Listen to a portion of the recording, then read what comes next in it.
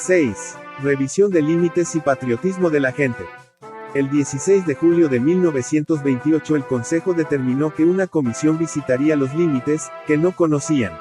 Los nombrados fueron a recorrer la periferia, presentando el informe. Se recibió muy bien el establecimiento del acueducto el 16 de mayo de 1929. Para las personas que pidieran, pagarían 5 pesos, el costo del material, y la Junta de Acueducto, ya constituida, reglamentaría el servicio. Se demarcó el área de población para ampliar el poblado, trayendo progreso en el ramo de construcción. Se fijó la Quebrada Grande para separar Diravita Llano y Mombita Llano. Se unieron los sectores Carrizal y Garrochal, formando la vereda San Antonio. En 1930, la víspera del centenario del fallecimiento de Bolívar, en la noche, con faroles se iluminaron las puertas de las casas, y se izó la bandera colombiana a media asta. El 17 de diciembre, el día propio, adyacente a la escuela de varones número 1, se inauguró una nueva escuela. Se había comprado el lote hacía 2 años, levantando una casa de 2 pisos. A la 1 de la tarde hubo toque de campanas con 2 minutos de silencio. Debido al nuevo impuesto de billares, 1931 entró con 4.439 pesos con 61 centavos para compra de postes destinados a las líneas, con el fin de dejar bien instalada la oficina telefónica municipal.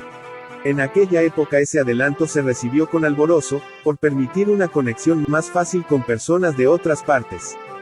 Se pidió al gobierno central que la vía que no estaba concluida por Pantano de Vargas, se siguiera para que los municipios de Tota, Cuitiba, Pesca e Iza, tuvieran transporte más rápido hacia Tunja, sin pasar por Sogamoso ni por Duitama.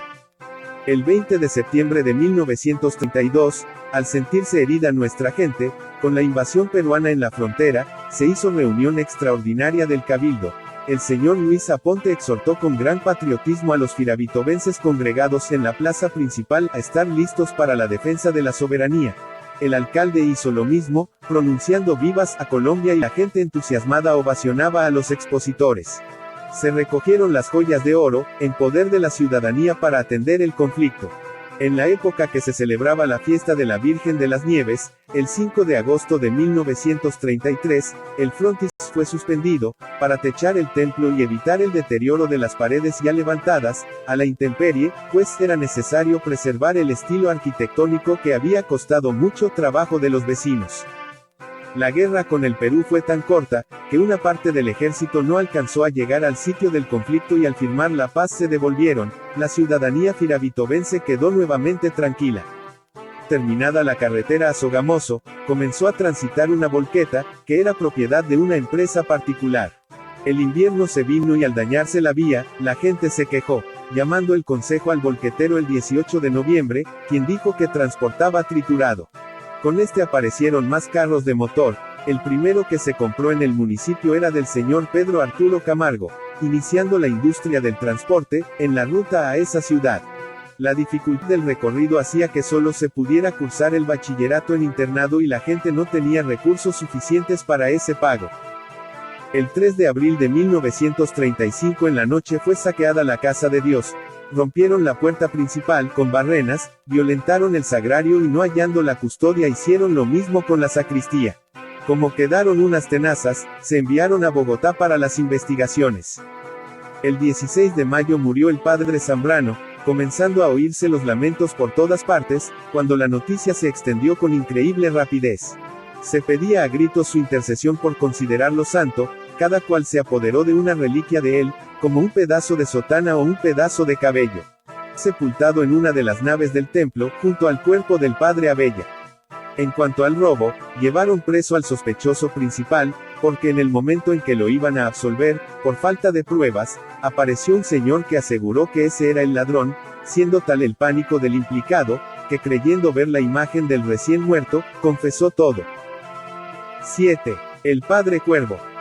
El 2 de octubre de 1935 llegó como administrador apostólico Felipe Santiago Cuervo, quien desde su entrada fue muy querido por los feligreses.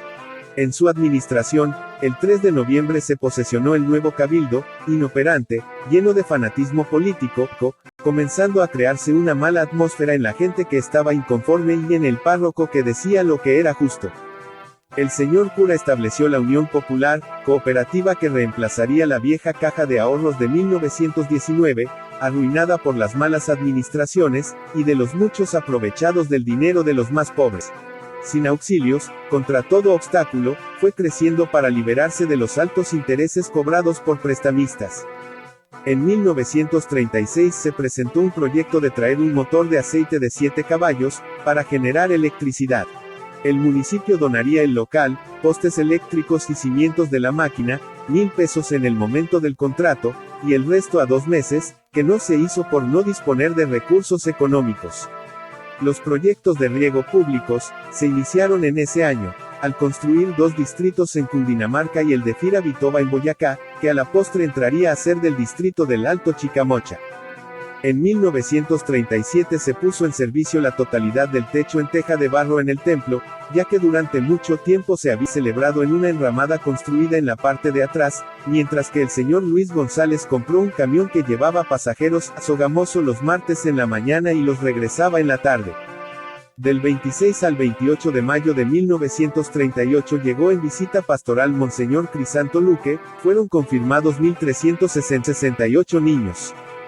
Cuando se contaba con 15 veredas, Gotua, Tintal, Monjas, Irboa, Diravita Alto, Diravita Llano, Monvita Alto, Monvita Llano, Ocán, Calavernas, Bosque, San Antonio, Baratoa, Alcaparral y el centro, formado por 7 calles y 7 carreras, 220 casas, se hizo nuevo censo de población el 5 de julio, arrojando un total de 6,999 habitantes. El doctor Cuervo, trasladado en abril, fue reemplazado por el cura Francisco Medrano, de quien se decía tenía un carácter desagradable. Con el centenario de la muerte del general Santander, el 6 de mayo de 1940, se colocó su busto en un lote recién comprado para la escuela que llevaría este nombre. El cura Medrano el 29 de septiembre fue sustituido por el padre Gorgonio González, mientras en el templo faltaba levantar las torres. Al retornar de Bogotá el señor Enrique Moreno Patarroyo, enseñó a algunos muchachos para establecer la banda municipal, con 14 instrumentos traídos a lomo de mula, distribuyendo a cada uno las partituras que elaboraba con plumero y tinta china. El sacerdote estuvo al frente de la parroquia hasta el 8 de marzo de 1942 y fue reemplazado por el padre Juan Nepomuceno Rodríguez, quien tomó posesión el 21 de marzo. Se menciona que gustaba de los deportes, como el ciclismo y la equitación. En ese año 42, se trabajaba en la carretera Firavitoba-Paipa, declarada como obra nacional. 8. El padre García y las torres del templo. Entre el 31 de julio y el 3 de agosto de 1943 llegó otra vez Monseñor Luque, confirmando 853 personas. Se fue satisfecho por el trabajo del templo, opinando que tenían sentimientos muy católicos y de generosidad. El 30 de octubre fue nombrado el padre Marco Julio García para dirigir los destinos de la parroquia. Se presentaban entonces actos bochornosos en la plaza principal, muchas veces en horas de misa, debido a la venta de chicha. Entonces, por resolución del 28 de noviembre se prohibió dicha venta en el espacio de 2 cuadras a la redonda.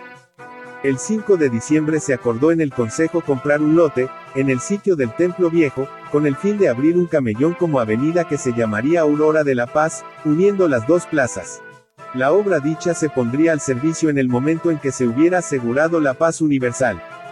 Lo que contribuyó a la llegada de algunas familias, fue la parcelación del latifundio, parte alta de la hacienda de la compañía, representada en diciembre de 1943 por los comuneros que habían adquirido derechos dentro de ella. Esta circunstancia fue la que impulsó, que se construyera una nueva escuela, para esa vereda de San Antonio. En abril de 1944 se rompieron relaciones entre el alcalde y el consejo, paralizando todas las obras proyectadas. El 3 de agosto fue cambiado el alcalde Francisco Zambrano, por el señor Rafael Aponte, se legalizó la venta del lote del antiguo templo, para abrir el nuevo paso, cumpliendo el acuerdo del consejo. Pasada la Segunda Guerra Mundial, el alborozo fue grande en el municipio, cuando el 10 de mayo de 1945 se supo sobre el advenimiento de la paz mundial, se ordenó dar comienzo a la avenida Aurora de la Paz, uniendo el Parque de Bolívar con la plaza principal. El 29 de septiembre de 1945, Para entrar en la era de la aviación, se creó la Sociedad Aeropuerto de Sogamoso. El municipio se hizo accionista de esa obra, construida dentro de su territorio, con 50 acciones clase A. El 8 de diciembre se inauguró el aeropuerto. Aterrizaron 16 avionetas de varias compañías y de la Armada. Estuvo el teniente local Campo Elías Acosta. Maravilloso espectáculo que se pudo ver a las 10 de la mañana. En esos días comenzaron a circular entre las colonias de firabitobenses residentes en otras partes unas tarjetas, invitando a la bendición de la primera torre del templo, el día 6 de enero de 1946. También el clérigo deseaba implantar el mercado público, en un pueblo carente de nociones de transacciones monetarias, fortaleció la cooperativa y por último estableció la primera feria ganadera, en las fiestas de agosto, que dio un excelente resultado económico.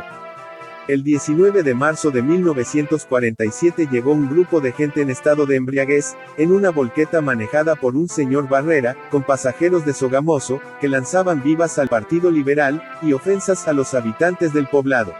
El alcalde, por ser fiesta de San José, llamó por teléfono a las autoridades superiores y ordenó el cierre inmediato de los expendios de licores. El 6 de julio se aprobó la compra del lote contiguo al Chorro de San Pedro, que contenía un cascajo bueno para relleno de carreteras, así desde entonces se llamó la cascajera al sitio. La sociedad del aeropuerto pidió se le suministrara este material a cambio del arreglo de la vía que conducía hacia el lugar, o sea la misma de Sogamoso. El 9 de abril viajó de Bogotá a Firavitoba, un representante eclesiástico, encargado por la comunidad dominicana. Como no estaba el señor cura, quiso comunicarse con Bogotá y pidiendo la llamada a las 7 de la noche se supo que el orden público estaba turbado por el asesinato del líder Jorge Eliezer Gaitán, en la capital. El poblado durante 3 días presentó los más fuertes disturbios, buscando gente del partido opuesto, con algunos heridos. Pero, a pesar de esto, el domingo 11, se recibió la noticia de la celebración del primer centenario del nacimiento de la Madre Sor Gabriela de San Martín, fundadora de las Dominicas Terciarias, eventos que calmaron en algo esa violencia que se había desatado. Acuerdo del Consejo ordenó arreglar la antigua pila bautismal, en honor de la homenajeada, con una columna de la capilla añeja. A la sazón, se lamentó profundamente la muerte del teniente Campo Elías Acosta, en accidente de aviación, el pasado 11 de abril en Funza, rindiendo honor a su memoria. El 22 de mayo, numerosas personas se trasladaron a Firavitoba a celebrar el acontecimiento, fue declarado como día cívico. La misa fue oficiada por el padre Marco Julio García, acompañado por 12 sacerdotes, 23 terciarias dominicas y por los coros de los colegios que ellas dirigían. En la tarde con animación de la banda municipal, se inauguró el parque y el monumento en honor a la religiosa. Por último, se hizo el desfile hacia la hacienda de la compañía, donde se colocó una placa en piedra, alusiva a Sor Gabriela. 9. El Padre Suárez y la última piedra. El 31 de julio de 1948 se posesionó como nuevo párroco el Padre Francisco Suárez. El 9 de agosto, se compró un lote de terreno con destino a la escuela de Alcaparral, aún en arriendo.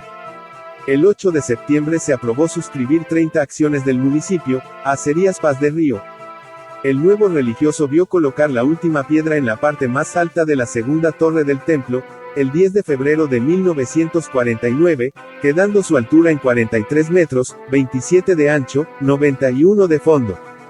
Sin embargo, las dificultades se presentaban en el paso por Sogamoso, por las rivalidades políticas, que impulsaba a concluir la vía que se venía haciendo, con muchas interrupciones, para salir a Paipa, por el pantano de Vargas. Se determinó que se debía hacer por trabajo personal obligatorio. De igual forma por esa misma ruta, faltaba un tramo de la pared que cercaba la piscina, recién hecha en el antiguo Chorro de San Pedro, y las puertas de los cuartos para desvestirse. A mediados de 1949 se empezó a presentar la mayor persecución con el partido opuesto, bien fueran conservadores o liberales. Se crearon pandillas conservadoras y las batallas de plaza terminaron, pero no la violencia. Después de agosto, se trasladó también a la parte rural, lo que influyó para que el consejo entrante en 1950 no se reuniera.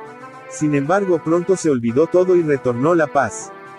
El adelanto, como siempre se presentaba en el templo, que trasladó su trabajo detrás de la pared intermedia, para la construcción del altar central, dirigida por el señor Luis Alberto Molano. En próximas entregas se contarán algunas leyendas, que sobre hechos extraordinarios se han transmitido de generación en generación, de forma oral.